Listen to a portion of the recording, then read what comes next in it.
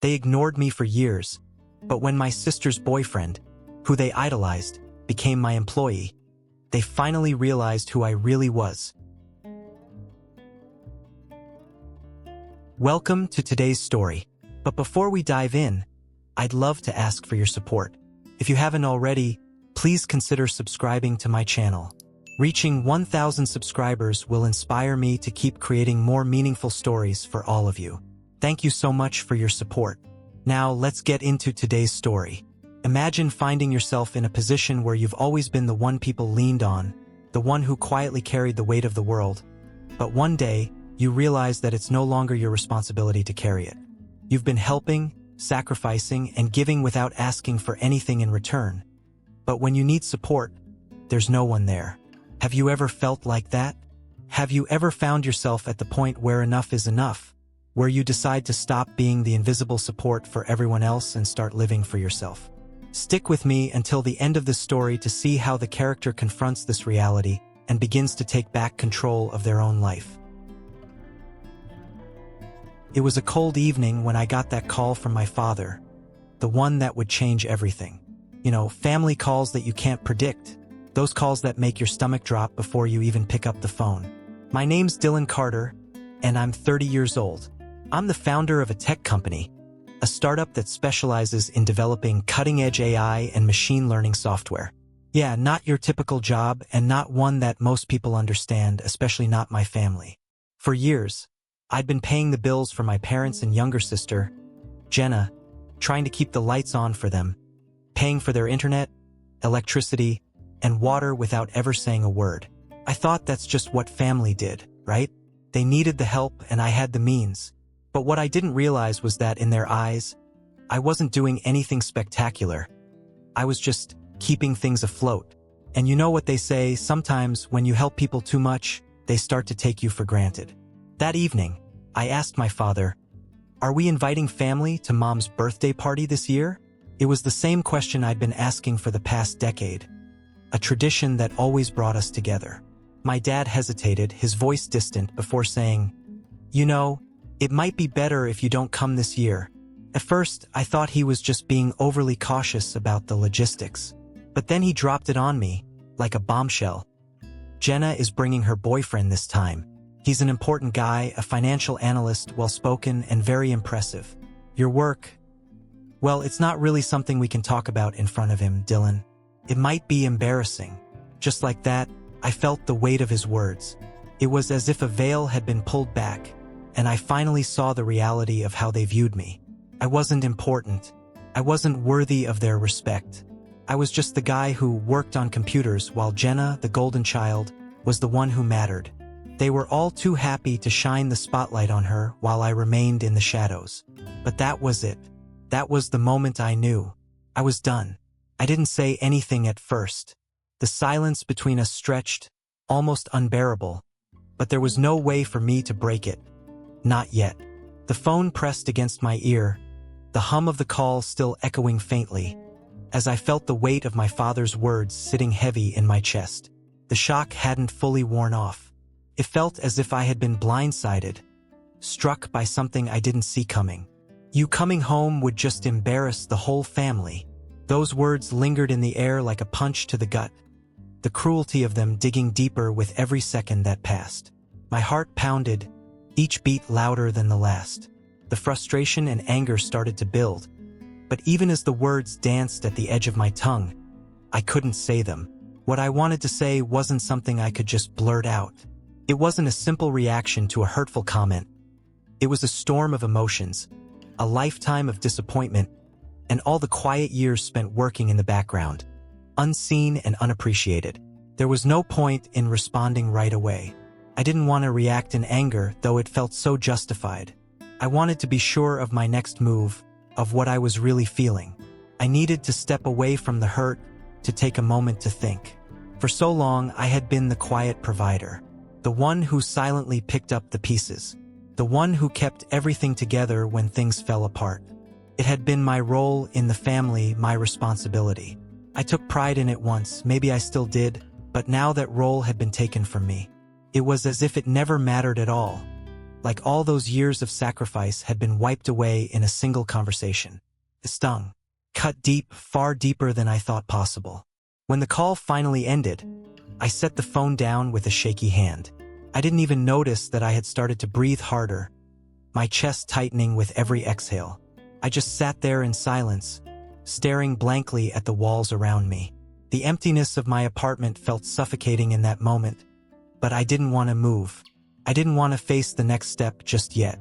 And then, without thinking, I opened up my bank app. I don't even know what made me do it. Maybe it was the quiet desperation to find something concrete to make sense of everything. My fingers moved automatically, scrolling through transaction after transaction. There it was, month after month, year after year, hundreds of dollars, sometimes more, going toward their utility bills, groceries, medical expenses, things they couldn't or wouldn't pay on their own. And I paid for it all, every single month. For over 2 years, I had taken care of it without a second thought. The numbers were staggering. Nearly $20,000 in just 2 years. I had been helping them quietly without hesitation. It wasn't that I expected thanks. No, I never needed that. But I did expect, at the very least, to be seen for the effort I was putting in. I expected my contributions to matter in some way. But they didn't. They didn't acknowledge it. They never saw me for what I truly was. They didn't appreciate what I had done for them, not even once. The realization hit me with the force of a tidal wave. I had been silent for so long, helping them from the shadows, thinking that my actions would be enough. But they didn't care. Not really. They didn't see me, the real me. To them, I was just the guy who showed up when they needed him, the one who took care of the mundane things so they wouldn't have to. And Jenna? She was their golden child. The one who could do no wrong, the one who would always come first. In their eyes, I was just a backup plan, a safety net for when things got tough. I wasn't important. Not really. The sting of that truth was sharper than anything I had ever felt. The anger I had tried to suppress surged to the surface. I wasn't just angry, I was heartbroken.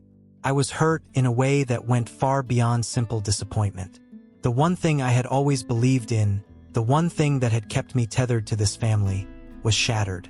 Family was supposed to be everything, right? That's what I had been taught. But here I was, the one who had been giving my all, and now I realized that everything I had done had never really mattered. I had been a resource, a tool, nothing more. And that's when it hit me, the truth of who I was and who I had become. I wasn't their financial safety net. I wasn't their invisible ATM. I wasn't their backup plan to keep things running smoothly. I was Dylan Carter, a man who had worked tirelessly to build a future for himself, not just to take care of everyone else. I had put everything I had into their well-being, and in return, I had been reduced to nothing more than a convenience. I deserved more than that. I had always deserved more than that. In that moment of clarity, I made a decision that would change everything. I logged into my banking app again, and this time I didn't hesitate. One by one, I canceled every automatic payment. The electricity bill, the water bill, the internet. Gone. Just like that. No second thoughts. No more excuses. No more putting their needs before mine. It felt almost liberating, the act of cutting them off like this. It was final, it was bold, and it was something I had needed to do for a long time, but had never had the courage to actually follow through on. I wanted them to feel what it was like to live without me, to live without my help, without my quiet sacrifices, without the constant safety net I had provided for them. I wanted them to understand that I wasn't going to be there forever, that I was done being invisible. I wasn't going to be their silent, unquestioning provider anymore. I was done. The following month was quiet. Too quiet. The silence was deafening. For the first time in years, there were no texts from my mom asking if I could help with something or phone calls from Jenna with updates about her life. Not a single word. It was almost as though they had completely forgotten I existed. And you know what? At first, it felt strangely liberating. I didn't have to worry about their constant demands or try to meet their unrealistic expectations. I wasn't the one they called when something went wrong or when they needed a quick fix for their problems. There were no guilt trips, no feeling like I was their fallback option. It was a break, a breath of fresh air. I could finally be free. The weight I had carried for so long, those invisible chains, had loosened. But as the days passed, I began to feel something else. It was subtle at first, just a tiny thought creeping into the back of my mind. Did they even notice I was gone? Did they even care that I wasn't helping them anymore? Did they think about me at all? Or was I just some part of their life that could be erased without a second glance? I couldn't shake the question. It gnawed at me. At night, I'd lie awake in my bed, staring at the ceiling, wondering why they never reached out. Why did they never ask how I was doing? Why didn't they even seem to notice the absence? Was I that easy to forget? And then, as the days wore on, I realized something I wasn't ready to admit. I missed them. I missed being needed. I missed the sense of purpose I had felt when I was taking care of them, even if it meant sacrificing my own happiness. It had always been about them. And now that I wasn't there anymore, I felt empty. I tried to focus on my work. I threw myself into growing the company, expanding our AI project into new markets, collaborating with some of the brightest minds in the tech industry. It was a busy time. The success of the project felt like a small victory, something I could hold on to when everything else felt so lost. My professional life was flourishing, and the company was thriving. It should have been enough, but somehow it wasn't. There was this strange void inside of me. No matter how many new contracts I signed, no matter how many glowing reports came back, I couldn't fill the space that my family used to occupy. The ache of wanting to be seen, to be recognized, was still there, lurking beneath the surface. The guilt didn't go away either. The feeling of abandonment, their silence, haunted me. It was a classic case of out of sight, out of mind. And it stung more than I had expected. I had hoped for a call, a text, anything. A sign that they had noticed what I had done. That they realized I wasn't just some invisible ATM, some backup plan. But those signs never came. And the longer I waited, the more I questioned whether they would ever come. Did they even care about me? Or was I just a resource to them, here to fill the gaps in their lives? And then, one afternoon, nearly 3 weeks later, my phone buzzed. It startled me, breaking the silence in my apartment. It was a message from my mother. "Dylan, the power's out. The house is dark. Please, can you pay the bill?" I stared at the message for a long time, as if waiting for the words to change or for something in me to shift. I felt this tightness in my chest, the kind you get when you're choking back something deep inside. A lump formed in my throat. I could feel the anger rising up, but more than anything, I felt a deep sense of resignation. It wasn't the first time they had asked me for money, not by a long shot. In fact, it felt like this kind of request had become routine, as if it was expected that I would always be there to bail them out. The power bill, the water bill, rent, whatever it was, I had been the one to shoulder it all. I had been the one to take on their burdens without ever asking for anything in return. But this time, it felt different. This time, everything hit me at once. The years of silent sacrifice. The years I had given without ever questioning whether they appreciated it. The countless late nights I spent worrying about their well-being when they never once asked if I was okay. And now, here they were, still reaching out, still asking for more, as if nothing had changed. I put my phone down on the table, my fingers trembling slightly. It felt like everything in that moment was perfectly clear, and I was struck with an overwhelming wave of realization. I had given them so much, and in return, all I had received was their silence. I was the one they came to when they needed something, but I was never the one they turned to for support, for comfort, for connection. I didn't respond right away. The silence stretched again, but this time it was different. It wasn't a comforting silence like the one I had experienced when I first made the decision to cut off their financial support. No, this silence felt heavy, like it was pressing down on me, suffocating me. The silence wasn't just between us. It was inside me, too. I could feel the weight of everything I had been carrying for so long, and now it was breaking me down, piece by piece. I didn't want to respond. I didn't want to give them the satisfaction of knowing they still had control over me. Knock, knock. Now you're about to watch the best part of the story, but before that, make sure to subscribe to my channel so we can keep going together. Then came the unexpected. A few days later, I found myself in an all-hands meeting at the office. The room was full of faces, some familiar, others new. I was standing in front of the large screen, presenting a new AI feature we had just rolled out, an update that was going to revolutionize the way we approach data. It was the kind of moment I thrived in, the kind of achievement I had spent years working toward. My voice was steady, my words crisp and confident as I walked my colleagues through the details. But then something shifted. It wasn't a technical issue or a disruption from the team. It was a moment that had nothing to do with the AI, nothing to do with the numbers, and everything to do with me.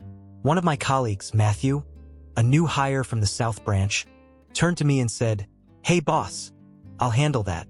Don't worry about it." I froze. For a moment, everything around me blurred. The room, the voices, the screens. They all faded into the background as my mind zeroed in on Matthew's words. "Boss." My mind reeled, and the most overwhelming feeling washed over me. This was the moment. This was the moment I had been waiting for, but not in the way I expected. It wasn't the recognition from my family that I had always longed for. It wasn't the praise or the acknowledgement I dreamed of. No, this was the painful realization that everything I had been working for had led to this point. I looked at Matthew. For the first time, I truly saw him. He wasn't just another colleague or another person in the office. No, he was something much more. He was the man who had been at the center of every family conversation for the past few months. He was the one Jenna had always talked about with pride, the one everyone had hoped would bring their family the recognition they'd been seeking. Matthew was Jenna's boyfriend. I had heard his name so many times at family gatherings, each mention a testament to his success. Jenna's boyfriend, the man who, in my family's eyes, had it all, the one who could do no wrong, the one they were all eager to impress. He was the future they had envisioned for their family. But here he was, sitting in my office, addressing me as his boss.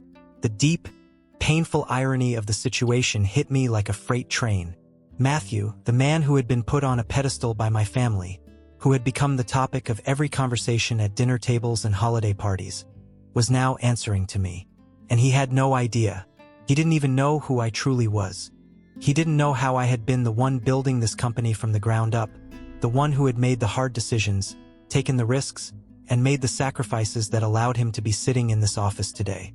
He had no idea that, while they were all talking about him, I had quietly made it possible for him to even have a seat at this table. I chuckled, but it wasn't a laugh of amusement. It was bitter, a laugh filled with disbelief, resentment, and an overwhelming sense of realization. I was living the irony of my life. There I was, standing in my own office, the one I had built with years of relentless effort. And yet, none of my family, none of the people who had always seemed to have all the answers, ever once asked me about how I had gotten here. They never asked about the sleepless nights, the endless sacrifices, the moments when I had felt like giving up but pushed through because I knew this day would come. They never asked about the risks I took, the financial strain I had carried on my own to make sure they never had to worry about a thing. No, instead, they had been so wrapped up in the idea of Matthew, in the fantasy they had created about his success, that they completely missed the truth. I was the one who had already succeeded. But Matthew didn't know that. Jenna didn't know that. No one knew that. They had been so blinded by their obsession with the idea of success, so fixated on what looked good on paper, that they never once stopped to see the value right in front of them. They never once stopped to see me. I couldn't stop thinking about the countless times Jenna had talked about Matthew, her glowing praise about his job, his perfect life, his success. And here I was, the man who had been quietly holding everything together, the one who had worked tirelessly to create a life worth living. Yet they had never seen me. They had never seen me as more than the guy who made sure the bills were paid. They had never seen me as someone who deserved recognition, who deserved respect, who deserved to be the one they were proud of. I watched Matthew as he continued to speak, oblivious to the whirlwind of emotions inside me. He was still just the golden boy, the one who had captured my family's attention, the one they thought was the epitome of success. And yet, I knew the truth. I knew the full story, the one they had never bothered to ask about. I knew the sacrifices I had made to get here, the choices I had made that led to this moment. They didn't know who I really was until the pieces fell together.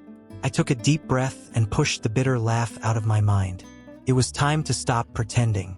It was time to stop waiting for their acknowledgement, for their approval. For the first time, it became clear to me, I didn't need their validation to know my worth.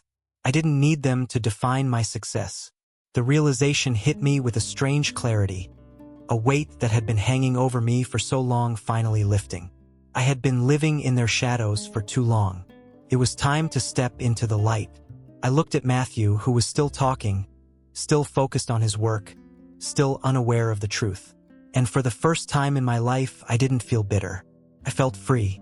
A week passed. The silence was profound. My phone remained silent, except for the occasional buzz that I knew would be from my family. They tried to reach me.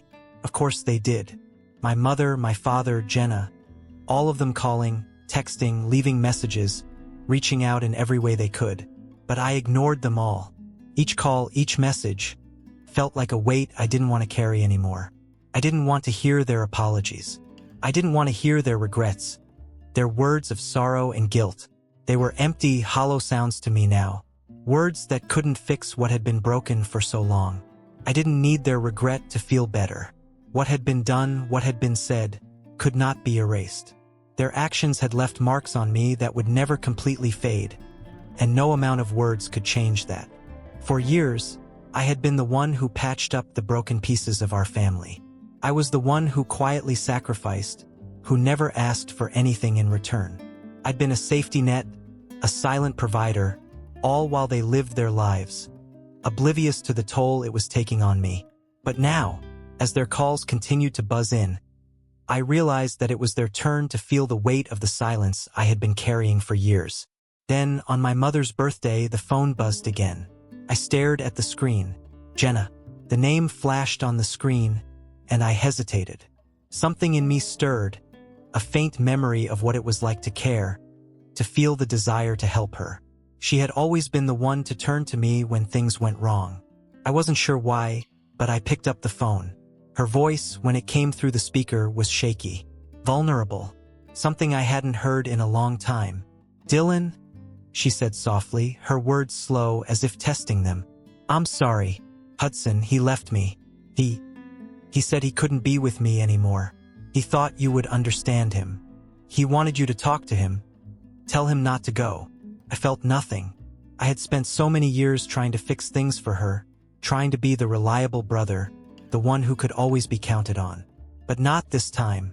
This time, I felt no rush to step in, no desire to play the role of the fixer anymore. Her voice, filled with her desperation, no longer moved me.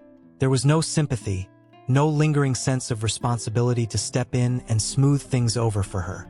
For the first time, I realized something. I was done. I let her words hang in the air, but I didn't feel the urge to respond immediately. Instead, I took a deep breath, feeling the weight of the moment settle into my chest. My response came slowly, with a calmness that surprised me.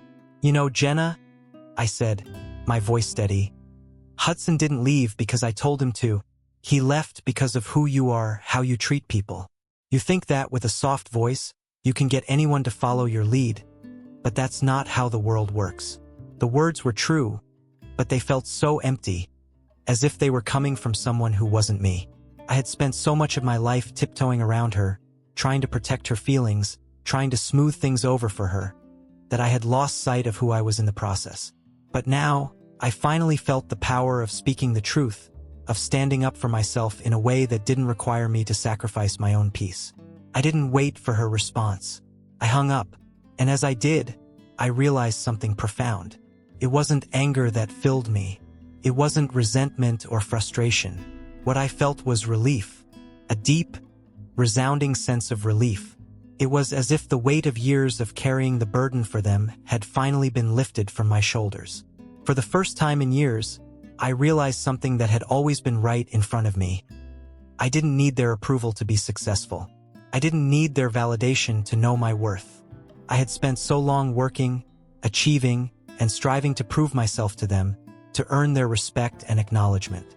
But the truth was, I had already built my life, my career, my future. I had already done it all, and I hadn't needed their permission to do it.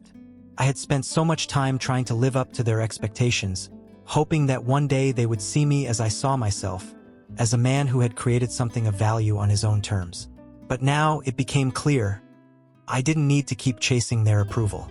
I had already succeeded on my own, and that was enough. I looked out of the window, the light of the afternoon filtering in through the blinds, casting soft shadows across the room. The silence in my apartment felt different now. It wasn't empty anymore. It was full of space, full of freedom.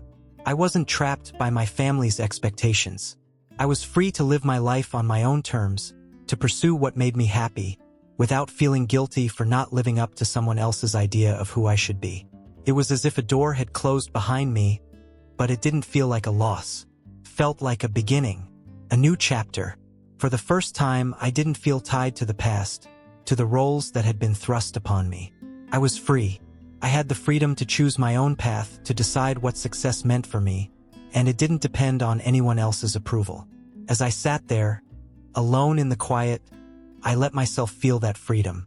It was a feeling I had never fully understood before, a feeling of peace that I had never experienced. It wasn't about anger or bitterness. It was about release, about letting go of the things that had weighed me down for so long. I didn't need their validation to know who I was. I knew it now. I had always known it. It was time to live my life for me and no one else. Epilogue: The New Beginning.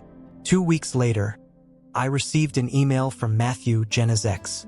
He apologized, told me he hadn't known about the family drama, and that he respected me for who I was, not just as someone's boss. He decided to leave the company, but he wanted me to know that his decision had nothing to do with me. I smiled, closed the email, and moved forward with my life. Jenna sent one last text, but I didn't respond. What do you think about today's story? I'd love to hear your thoughts, reflections, or any feedback you have. Feel free to leave a comment below and let me know how it resonated with you. Don't forget to like this video and subscribe so you don't miss out on the next story coming your way. Your support means the world to me, and it keeps me motivated to bring more meaningful stories to life. Thank you for staying with me until the end. I truly appreciate you listening all the way through. Until next time.